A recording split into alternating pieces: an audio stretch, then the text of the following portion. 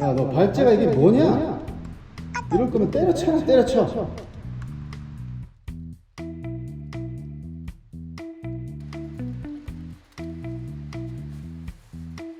타이어도 빨리 은퇴하고 싶어요.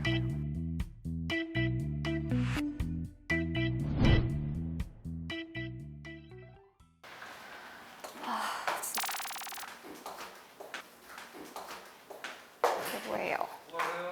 당신에게 1억이 있다면 어떻게 저축하시겠어요? 뭐 그냥 월급 통장에 넣으면 되죠? 1억 있어 본 적이 없는데요. 그냥 저축 아무 통장에만 넣으면 되는 거 아니에요? 뭐 저축에도 방법이 있어요? 여기부터 막히네요. 선배, 안녕하세요. 안녕. 오늘 저축 잘하는 방법이 있다고 해서 그것 좀 여쭤보려고요. 저축을 잘하는 방법. 네. 지금은 저축을 어떻게 하고 있어? 저 월급 통장에 들어오면 거의 다 내버려 두고 있어요. 내버려 둔다. 네. 잘하고 있구나. 잘하고 있는 건가요? 하은 기자는 저축을 왜 하려고 하는 거지? 빨리 은퇴하려고요. 은퇴하려고. 은퇴를 하려면 월급만 가지고는 은퇴가 쉽지 않을 것 같은데 투자 수익이 많이 있어야 되겠지. 근데 반대로 투자를 우리가 하려고 하면 무슨 종잣돈이 있어야 되거든. 그 종잣돈을 마련하는 게 바로 저축. 그러면 어느 은행이나 어느 금융회사를 찾아서 저축을 해야 될까? 근데 은행 다 똑같지 않아요? 어차피 막 이자 얼마 안 들어오던데. 그렇지. 사실 표면적으로 보면 은행들의 이자가 거기서 거길 것 같지만 또 자세히 보면은 어떤 곳은 이자를 많이 주고 어떤 곳은 좀 적게 주는 것들이 있거든. 네. 금융회사의 특징들을 잘 알고 나면 좋을 것 같아. 그러면 혹시 1금융권, 2금융권, 3금융권 이런 얘기를 우리가 많이 하잖아. 차이를 알고 있어? 처음 들어보는데요. 처음 들어봐? 인터넷에 처음 들어봐? 하은 기자가 월급 통장을 받고 있는 것은 아마 1금융권이라고 얘기할 거야. 네. 혹시 어딘지 물어봐도 될까? 신한은행이요. 신한은행. 그렇지. 신한은행을 흔히 1금융권이라고 해. 네. 우리가 1금융권은 은행을 통칭하는 개념이에요. 은행이요. 은행이라는 이름이 붙어 있으면 대개로는 1금융권. 근데 은행이 다 은행 아니에요? 은행도 좀 세부적으로 많이 나누긴 해. 크게는 시중은행, 지방은행, 특수은행 이렇게 나뉘거든. 시중은행은 무슨 뜻일까? 그냥 시중에 다 있다? 그러니까 전국 어디에서나 영업을 하는 은행을 우리가 시중은행이라고 해. 네. 가장 우리가 유명한 게 신한은행, 국민은행, 뭐 하나은행, 우리은행, 네. 그리고 크게 농협은행도 있고 다 아는 은행이네요. 다 아는 은행이죠. 5대 시중은행이라고 하고 그 외에 요즘에는 이제 인터넷 은행이라고 해서 카카오뱅크 이런 것들도 비록 그 지점은 없지만 인터넷으로 전국 어디서나 영업을 하기 때문에 시중은행의 범위에 넣거든. 그런데 지방은행이라는 개념도 있어. 네. 혹시 부산은행, 아, 대구은행, 네. 제주은행 많이 들어봤지. 여기는 전국 어디에서나 은행 업무를 하는 것은 아니고 특정 지역을 중심으로 활동을 하기 때문에 지방은행이라고 하고 그 외에도 특수은행들이 있어. 대표적으로 산업은행, 기업은행, 농협, 수협, 네. 수출입은행 이런 것들을 뜻해. 산업은행은 1954년에 한국산업은행법에 의해서 설립됐어. 각각 은행마다 고유의 법이 있는 거야. 그리고 수출입은행은 한국수출 여기까지가 우리가 흔히 1금융권이라고 얘기를 해. 네. 일단 1금융권의 특성은 여기까지 말고 그러면 2금융권은 어디를 지칭하는 걸까? 근데 제가 아는 은행 이미 다 나온 것 같은데요? 다 나왔어. 혹시 저축은행이라는 단어를 들어봤지? 아, 네. 저축은행은 은행이라는 이름이 붙어 있지만 우리가 앞서 얘기했던 은행과는 좀 달라. 원래 저축은행이 아니라 상호신용금고라는 이름이었는데 외환위기를 거치면서 저축은행이라는 이름을 쓰게 되었지만 여기는 이금융권이라고 불려. 앞서 얘기했던 은행보다는 좀 규모가 작고 영업 반경도 좀 좁은 은행들. 그 은행에도 급이 있다는 거네요. 급이 있지. 일종의 축구로 따지면 1부 리그와 2부 리그가 리그. 있는 거야. 똑같이 축구를 하지만 약간 선수단의 기량이나 규모가 좀 다른 거지. 그런데 이 이외에도 또 이금융권에는 최근에 가장 핫했던 금융회사를 따지자면 새마을금고 아, 네. 그리고 또 우리가 농촌 지역에 특히 많이 있는 지역 농협들 또는 어촌 지역의 수협 이쪽도 크게 이금융권이라고 이렇게 얘기를 해요.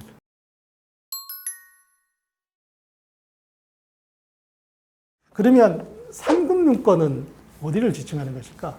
이제는 진짜 모를 것 같은데요. 3금융권. 그래서 3금융권은 사실 많은 사람들은 접하기 어렵지만 또 누군가에게는 꼭 필요할 수밖에 없는 영역인데 바로 대부업체들을 얘기를 합니다. 우리가 많이 들어봤죠. 러시앤캐시, 네. 뭐 사나머니. 사실 삼금융권도 공식적인 용어는 아니고 대부업이 대부업. 공식 용어이고 이 회사들도 엄연히 지방자치단체나 금융감독원에 등록을 해놓고 영업을 하는 곳을 우리가 공식 등록 대부업체라고 하고 우리가 보통 영화 같은 데 보면은 사채 계약서를 쓰고 난 뒤에 고금리로 이렇게 네. 이자를 물리고 못 신청 갚으면 포기약서 쓰고. 신청 포기약 쓰고 건물 때려 부시고 네. 이런 것들은 대체적으로 등록되지 않은 불법 사금융업체라고 해서 흔히 사금융이라는 표현도 쓰긴 해요. 죽을사. 죽을 근데 그 삼금융권이라고 하면은 저희가 어차피 대부업체를 다 알지 못하잖아요. 우리 근데 여기 전국에 수천 개가 네. 있거든. 불법인지 아닌지는 어떻게 알아요? 불법인지 아닌지 알려면 인터넷 검색창에 들어가. 그리고 등록 대부업체 통합조회라는 것을 검색하면 돼. 그럼 거기에 사이트가 나오거든. 거기에서 본인이 혹시라도 관심이 있거나 계약하려고 하는 대부업체의 이름 또는 전화번호, 주소 아무거나 조건에 맞는 것을 검색해서 거기에서 나오지 않는다. 그러면은 이건 불법이구나. 영화 같은 일이 벌어질 수 있다라고 생각합니다. 또 한 가지 주의할 점은 우리가 보통 대부업체, 사채라고 하면은 엄청나게 높은 금리 이자를 물고 나중에 그 이자를 감당할 수 없을 것 같은 느낌이 들잖아. 근데 우리나라 법률에서는 연이자 20%까지만 받을 수 있도록 한도를 정해놓고 있어. 그러니까 100만 원을 빌렸다 그러면 1년에 최대로 내가 내는 이자는 20만 원에 불과한 거야. 30만 원, 40만 원 이렇게 이자를 내지는 않아도 되고 그렇게 대부업체가 요구할 수도 없어. 20% 이상의 이자를 요구하는 곳이 있다? 그러면 불법. 그러면은 일단 은행 종류가 엄청 많은 것도 알겠고 은행의 급이 있는 것도 알겠어요.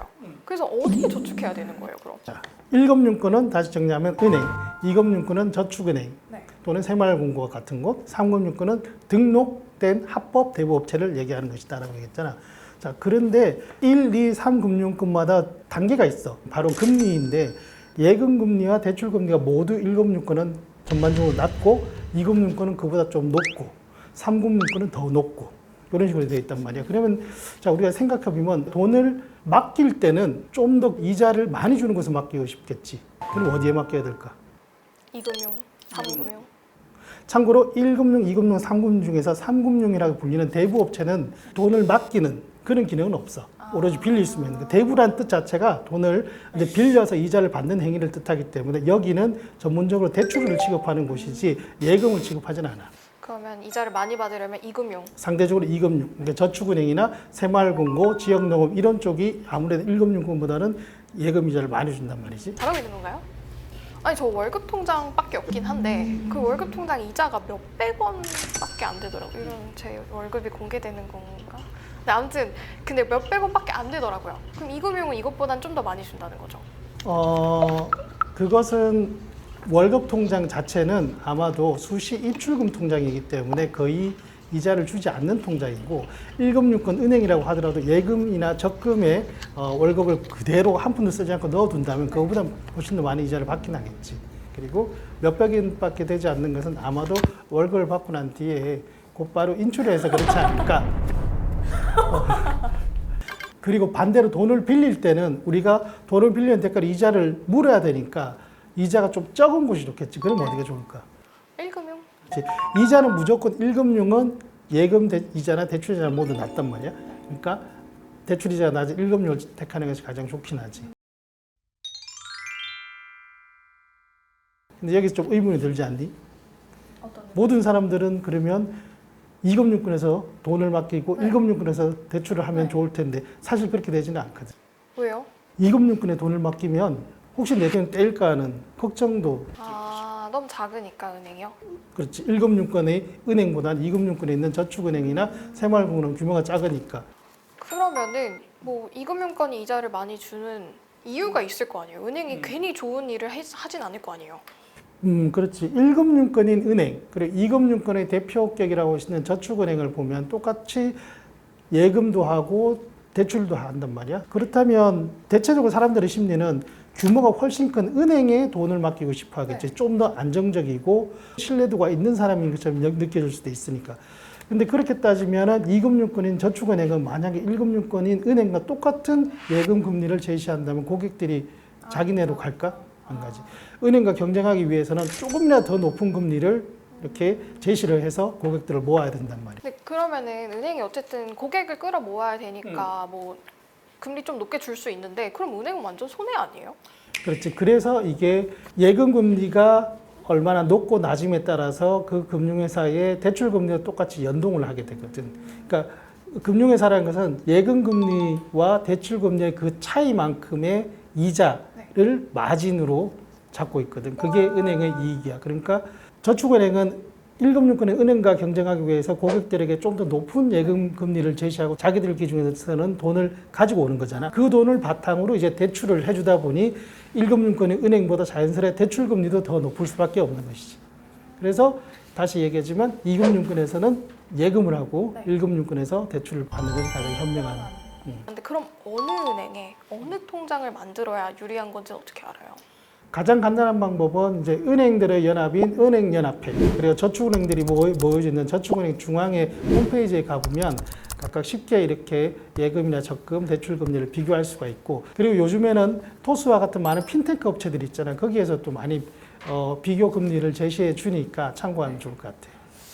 알겠습니다. 그러면 어쨌든 검색을 한 번쯤은 해봐야겠네요. 가입하기 전에.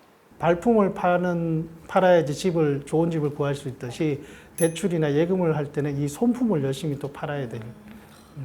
그만큼 기술이 또 발달했으니까. 그러면은 아까 그 퀴즈를 제가 다시 풀어보면 1억 원이 있으면 어디 저축하면 제일 좋냐? 그냥 저축은행에 다 넣으면 되겠네요? 아니야, 그거는.